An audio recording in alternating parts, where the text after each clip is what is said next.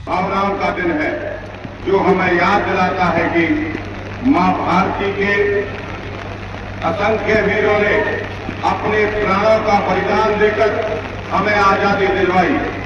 मैं इस पावन अवसर पर आप सभी को स्वतंत्रता दिवस की हार्दिक शुभकामनाएं देता हूं और विशेष रूप से उन वीरों को, उन सैनिकों को प्रणाम करता हूं जो देश की सीमा पर विपरीत परिस्थितियों में भी तिरंगे की शान को बरकरार रखे हुए हैं, जिनकी बदौलत आज हम खुली हवा में सांस ले रहे हैं। श्री नरेंद्र मोदी जी ने इस घटना के तुरंत बाद स्पष्ट शब्दों में कहा कि भारत आतंकवाद के प्रति शून्य सहिष्णुता की नीति पर चलेगा और इस हमले के पीछे जो भी है उन्हें उनकी कल्पना से भी कठोर सजा दी जाएगी।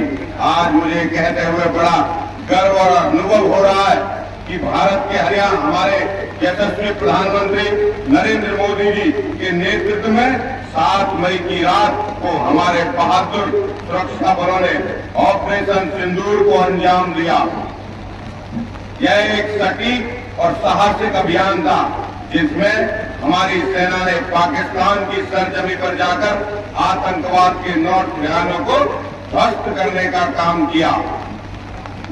यह कार्रवाई उन शक्तियों के लिए स्पष्ट संदेश थी जो आतंकवाद को प्रायोजित और प्रोत्साहित करती है। भारत की ओर से उन्हें उनकी ही जमीन पर करारा जवाब दिया गया।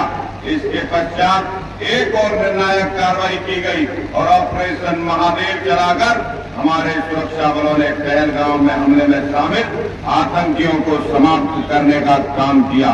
यह केवल प्रतिशोध नहीं था, यह आतंकवाद के खिलाफ हमारे संदेश की भारत अब चुप्पी नहीं बैठेगा और आतंकवाद के खिलाफ सख्त से सख्त कार्रवाई को अमल में लेकर आएगा।